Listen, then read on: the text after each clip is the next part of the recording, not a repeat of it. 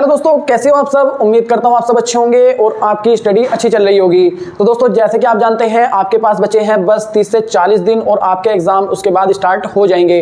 तो दोस्तों, आपको क्या करना है, आपको जरूरत है इस वक्त एक अच्छे टाइम टेबल की जिसे आप रेगुलर फॉलो कर सके। तो दोस्तों, कई बार आपने ट्राई भी किया होगा टाइम टेबल बनाकर, लेकिन क्या होता है वो टाइम टेबल फॉलो नहीं हो पाता क्योंकि हम कई गलतियां करते हैं टाइम टेबल बनाने में। तो दोस्तों, यहां पर हम डिस्कस करेंगे क्या गलतियां हमें नहीं करनी है जिससे कि हमारा टाइम टेबल रेगुलर फॉलो हो सके। क्या ऐसी टिप्स होंगी जिन्हें फॉलो करने के बाद आपका टाइम टेबल रेगुलर चलेगा।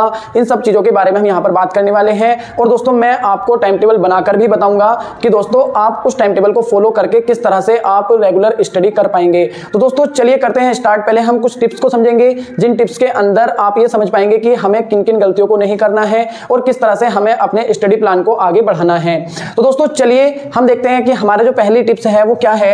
यहाँ तो हमारा जो पहला पॉइंट है वो दोस्तों क्या है, टाइम टेबल ऐसी बनाओ जिसमें कंफर्टेबल हो। तो दोस्तों, आपको टाइम टेबल ऐसा बनाना है जिसमें आप कंफर्टेबल रहें, यानी कि ऐसा नहीं बनाना है कि हम सुबह को उठेंगे जरूर जबरदस्ती सुबह को उठकर पढ़ने की जरूरत नहीं है। ऐसी मान्यता बना दी गई है कि सुबह को उठकर पढ़ाई अच्छी होती है, लेकिन ये सब फैक्चुअल नहीं है। या जब से आप उठोगे, जब आपका मन हो तब से आप अपनी पढ़ाई स्टार्ट कर सकते हो।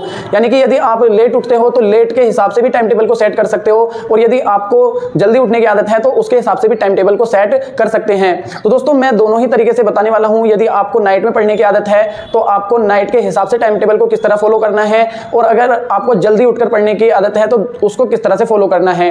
तो दोस्तों, आपको अपने कंफर्टेबिलिटी के हिसाब से ही टाइम टेबल को सेट करना है, ना कि जबरदस्ती आपको टाइम टेबल अपने ऊपर थोपना है। तो दूसरा जो पॉइंट होगा दोस्तों वो हमारा क्या है कि हर 1.5 से 2 घंटे के स्टडी पीरियड में ब्रेक लें। यानी कि आपको इस तरह से नहीं करना है कि आप लगातार बैठ जाएंगे, 12 घंटे तक पढ़ेंगे, 15 घंटे तक रेगुलर पढ़ेंगे। तो दोस्तों, इस तरह से नहीं करना है। ये बहुत बड़ी गलती होती है क्योंकि हमारा जो माइंड होता है वो 1-1.5 घंटे या 2 घंटे पढ़ने के बाद थकने लग जाता है। उसके बाद यदि हम आगे कंटिन्यू करेंगे तो दोस्तों बिना ब्रेक के वो बिल्कुल भी पढ़ाई में वो फ्लो नहीं आ पाता है। हम जो भी पढ़ते हैं वो हमारे दिमाग में उस तरह से नहीं जाता है जिस तरह से जाना चाहिए।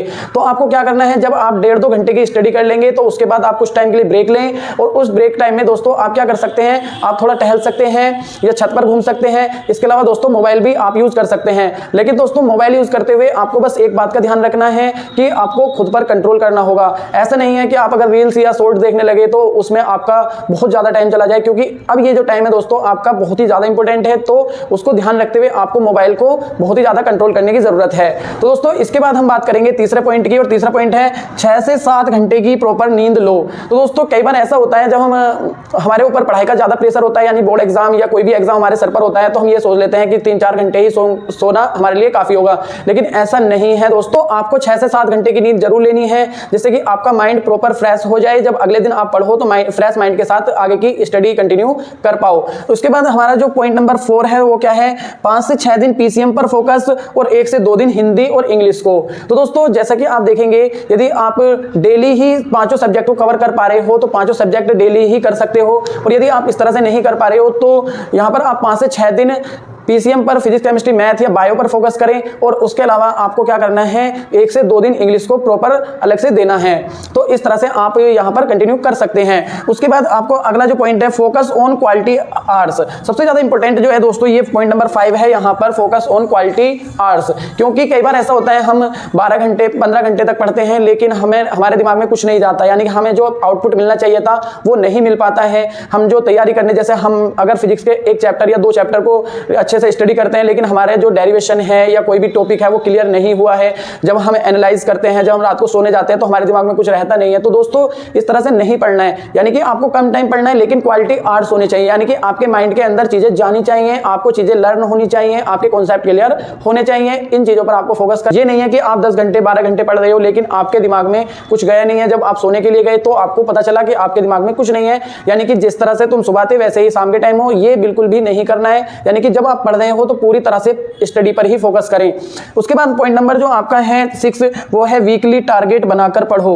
तो आपको यहां पर अब जरूरत है कि आप वीकली टारगेट बनाएं कि मुझे 1 वीक के अंदर 3 चैप्टर करने हैं, फिजिक्स के 3 करने हैं, केमिस्ट्री के 4 चैप्टर करने हैं। इस तरह से आप अपने क्या कर सकते हैं दोस्तों, यहां पर टाइम टेबल को वीकली टाइम टेबल यहाँ पर सेट कर सकते हैं। उसके बाद तो हमारा जो अगला पॉइंट है, पॉइंट नंबर 7, वो है सोने से पहले एनालाइज करो। यानी कि सोने से पहले आपको एनालिसिस करना है इस बात का कि आपने कितना पढ़ा और कितना जो आपने टारगेट सेट करा था वो आज का टारगेट पूरा हुआ या नहीं, या आप जो वीकली टारगेट सेट कर रहे हो वो उस तरह से कंप्लीट हो पाएगा या नहीं। ये बहुत ही ज़्यादा जरूरी है कि आप जो भी पढ़ रहे हो उसका एनालाइज आप साथ के साथ करें और उसे दोस्तों आप अपनी डायरी में या किसी भी कॉपी में लिखें भी, जिससे कि आपको अगले दिन पता रहे कि मेरा कल वाला जो टारगेट था वो कंप्लीट हुआ था या नहीं। अगर नहीं हुआ है तो उसे अगले दिन कवर करने की कोशिश करें और अगले दिन क्या करना है दोस्तों, आगे इस तरह से आपको अपना वीकली टारगेट जरूर कंप्लीट करना है। आप सोने से पहले एनालाइज करते हैं तो आपके अंदर एक कॉन्फिडेंस आता है, जिससे कि आपको पता चलता है कि आपने कितना कवर कर लिया है और आपको कितना और ज़्यादा करने की ज़रूरत है।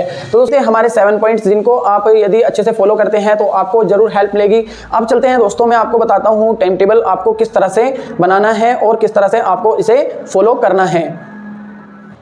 तो दोस्तों मैंने टाइम टेबल आपके लिए तैयार कर दिया है। आइए देखते हैं इस टाइम टेबल को आपको किस तरह से फॉलो करना है। तो सबसे पहले यदि आप जल्दी उठते हैं तो आपको 5:30 बजे तक उठ जाना है और उसके बाद 5:30 से 6 तक आपको फ्रेश होना है। हर तरह से आपको मतलब रेडी हो जाना है स्टडी के लिए।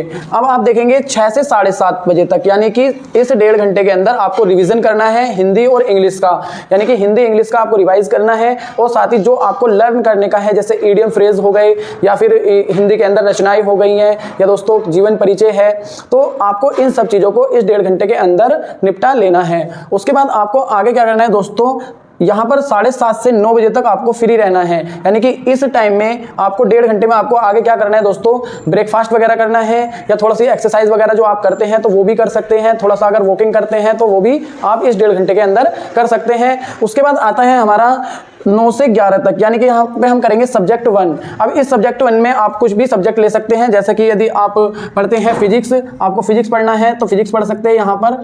तो आप स्लॉट फर्स्ट में आप क्या रखेंगे दोस्तों, कोई भी एक सब्जेक्ट अपने हिसाब से यहाँ पर सेट कर सकते हैं।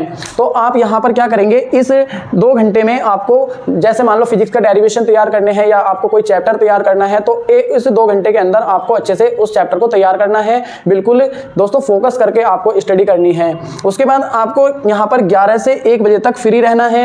यानी कि इसमें आप क्या करेंगे दोस्तों, जो भी लंच वगैरह यदि आप करना चाहते हैं तो इस 2 घंटे के अंदर ही आपको कर लेना है। जो भी रेस्ट करना है या मोबाइल वगैरह थोड़ा बहुत आप यूज करना चाहते हैं तो इस यहाँ पर 2 घंटे के समय में आपको कर लेना है। उसके बाद आता है हमारा आगे का टाइम, यानी कि 1 बजे से 3 बजे तक आपको सब्जेक्ट 2 लेना है और इस सब्जेक्ट नंबर 2 में आपको कोई भी सब्जेक्ट जो भी आप चाहते हैं पढ़ना वो पढ़ सकते हैं। जैसे कि मान लेते हैं आप यहाँ पर मैथ करना चाहते हैं तो आप मैथ कर सकते हैं, बायो करना चाहते हैं तो बायो कर सकते हैं, यानी कोई भी सब्जेक्ट आप अपनी मर्जी से यहाँ पर रख सकते हैं। और उसके जो भी क्वेश्चंस वगैरह आप प्रैक्टिस करेंगे, जो भी लर्न करेंगे वो पूरे फोकस के साथ ही करना है। यानी कि इस 2 घंटे में आपका कोई भी डिस्टर्बेंस नहीं होना चाहिए। इस 2 घंटे में आपको पूरे फोकस के साथ ही पढ़ना, स्टडी को अपना आगे बढ़ाना है।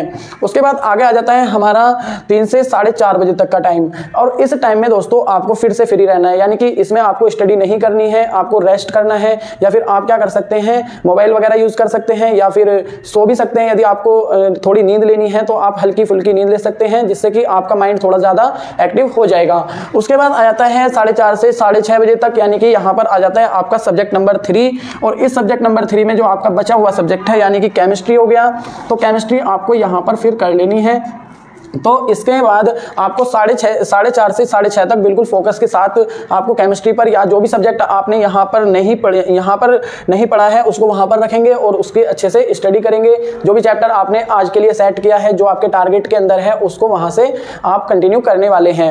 उसके बाद आ जाता है आपका 6:30 से 7:30 बजे तक का 1 घंटे का टाइम और इस 1 घंटे में आप क्या करेंगे दोस्तों, फ्री रहेंगे। लंच आपको यहाँ पर क्या करना है दोस्तों, अपना डिनर करना है और इस डिनर के साथ आपको थोड़ा बहुत जो वॉकिंग वगैरह करनी है वो भी आप इस 1 घंटे के अंदर कर सकते हैं। उसके बाद आता है आपका 7:30 से 8:30 बजे तक। अब आपको करना है रिवीजन आप किसका करेंगे दोस्तों, जो सब्जेक्ट नंबर 1 आपने पढ़ा था तो उसका यहाँ पर आपको रिवीजन करना है इस 1 घंटे में। तो दोस्तों यहाँ पर आप देखेंगे कि हमने जो सब्जेक्ट नंबर 1 पढ़ा था वो 2 घंटे यहाँ पर किया था और 1 घंटा हमारा यहाँ रिवीजन में जाएगा, जो कि मोस्ट इंपोर्टेंट होता है। यदि आप किसी भी सब्जेक्ट को पढ़ते हैं, कोई भी टॉपिक आप पढ़ते हैं तो उसका उसी दिन यदि आप रिवाइज करेंगे तो आपकी जो मेमोरी है उसमें अच्छी तरह से वो सेट हो जाएगा। उसके बाद आ जाता है दोस्तों यहाँ पर 8:45 से 9:45 का टाइम। तो दोस्तों यहाँ पर 15 मिनट का आपको गैप लेना है, लेकिन यहाँ पर आपको कोशिश करनी है मोबाइल को यूज़ ना करें, क्योंकि यदि आप यहाँ पर मोबाइल को यूज़ करेंगे तो जैसे मान लो आप रील्स वगैरह देखते हैं या शॉर्ट देखते हैं, तो उसमें आपका बहुत ज़्यादा टाइम जो है वो चला जाएगा, यानी कि पता नहीं चलता है कई बार कि हम जो है सोचते हैं कि 5 मिनट रील्स देख लेते हैं तो उसमें 45 मिनट ही चली गई, तो फिर हमारे यहाँ पर जो सब्जेक्ट नंबर सेकंड है वो रह जाएगा रिवीजन के लिए, फिर वो अगले दिन हमारे पर बर्डन बन जाएगा, जो कि अब आपको बिल्कुल नहीं करना है क्योंकि टाइम बहुत कम है। तो आपके जो टाइम है दोस्तों वो है 8:45। तो ये 15 मिनट में आप क्या कर सकते हैं, थोड़ा सा हल्का सा रिलैक्स कर सकते हैं, चाय वगैरह पी सकते हैं, या फिर दोस्तों क्या कर सकते हैं, थोड़ी सी वॉकिंग करके फिर वापस से स्टडी पर आना है। तो 8:45 से 9:45 1 घंटे में आपको रिवीजन करना है किसका, सब्जेक्ट सेकंड का, यानी कि यहाँ पर जो हमने सब्जेक्ट सेकंड किया है जैसे मैथ या बायो किया है, तो उसके जो क्वेश्चंस आपने किए हैं, जो फॉर्मूले उसमें यूज करे हैं, तो उनको वापस से जल्दी जल्दी आपको देखना है और अच्छे से उनको दोस्तों अपने मेमोरी में सेट करना है। तो यहाँ पर आपको सब्जेक्ट सेकंड के बाद आपको फिर 15 मिनट का गैप लेना है और आपको करना है 10 से फिर 11 बजे तक रिवीजन सब्जेक्ट नंबर 3 का। तो यानी कि सब्जेक्ट नंबर 3 जो भी है, आपने जैसे यहाँ पर केमिस्ट्री किया है तो आपको इसका क्या करना है, अच्छे से फिर रिवीजन करना है। और उसके बाद आता है दोस्तों आपका मोस्ट इंपॉर्टेंट पॉइंट, 11 से 11:30 आपको करना है एनालिसिस, यानी कि आपने जो पूरे दिन स्टडी करी है क्या आपने उसी तरह से अपनी स्टडी को आगे कंटिन्यू किया है जिस तरह से आपने सोचा था, यानी कि जिस तरह की जरूरत है, जिस तरह की आपको मार्क्स गेन करने हैं। तो दोस्तों आपको इस टाइम टेबल को फॉलो करना है। अब दोस्तों मैं आपको बता देता हूं, यदि आपको रात में पढ़ने की आदत है तो जरूरी नहीं है आप इस टाइम टेबल को ही फॉलो करें। तो आपको क्या करना है, जैसे मान लो आप 10 बजे उठते हैं और आपको अपने 10 बजे से उठने के बाद आगे अपनी कंटिन्यू करनी है स्टडी को, तो बिल्कुल इसी टाइम टेबल को आप इसी तरह से आगे की तरफ पुश कर सकते हैं, यानी कि ये जो आवर्स यहाँ पे लिखे हुए हैं तो बिल्कुल उसी तरह से आप इसको सेट करें। फिर आपके जो टाइमिंग होगी दोस्तों, जैसे आप अगर लेट उठते हैं तो यहाँ पर आपको फिर लेट सोना है, तो उसी तरह से आपको यहाँ पर अपनी स्टडी को आगे कंटिन्यू करना है। तो दोस्तों मैं उम्मीद करता हूँ यदि आप इस टाइम टेबल को फॉलो करोगे तो आपको 100% बेनिफिट होगा और आपका जो स्कोर है, आपका जो कॉन्फिडेंस लेवल है दोस्तों वो 100% बढ़ेगा। अब बात यहाँ पर ये भी कर लेते हैं, हिंदी इंग्लिश जो है दोस्तों हमने यहाँ पर 1.5 घंटा दिया है, तो आप इसे डेली भी कर सकते हैं। और इसमें यदि आप चाहते हैं कि आप इसे वीकली वीक में 2 दिन या 1 दिन करना चाहते हैं तो वहां पर आपको फिर पूरे दिन सिंगल सब्जेक्ट या इन दोनों सब्जेक्ट को ही देना होगा। तो दोस्तों ज़्यादा बेटर होगा कि आप डेली ही कर पाएं, यानी कि इस 6:30 से 7:30 वाले टाइम में आप हिंदी इंग्लिश को यदि करेंगे तो वो मोर देन सफिशिएंट है, उससे ज़्यादा पढ़ने की ज़रूरत नहीं है, वो कवर हो जाएगा। तो दोस्तों उम्मीद करता हूँ आपको ये वीडियो पसंद आई होगी और इस तरह की वीडियोज़ के लिए आप मुझे सब्सक्राइब जरूर करें, इस चैनल को सब्सक्राइब करें और वीडियो को लाइक और शेयर जरूर करें। मिलते हैं अगली वीडियो में, तब तक के लिए जय हिंद। और दोस्तों किसी भी तरह की यदि परेशानी है, कोई भी क्वेश्चन यदि आपको समझ में नहीं आ रहा है दोस्तों, दिए गए इंस्टाग्राम अकाउंट पर आप मुझे फॉलो कर सकते हैं और क्या कर सकते हैं दोस्तों, अपनी क्वेरी को वहां पर भी मुझसे डिस्कस कर सकते हैं। मैं पूरी कोशिश करूंगा कि आपकी हेल्प की जाए और आपकी जो स्कोर है या आप जो भी अपने स्टडी में जितने भी मैं अपनी तरफ से हेल्प कर सकता हूं मैं दोस्तों जरूर करूंगा। आप मुझे कमेंट भी कर सकते हैं, पर्सनली मैसेज भी कर सकते हैं, जैसा आप चाहें वैसे मुझसे अपनी हेल्प ले सकते हैं। तो मिलते हैं अगली वीडियो में, तब तक के लिए जय हिंद, धन्यवाद, थैंक यू।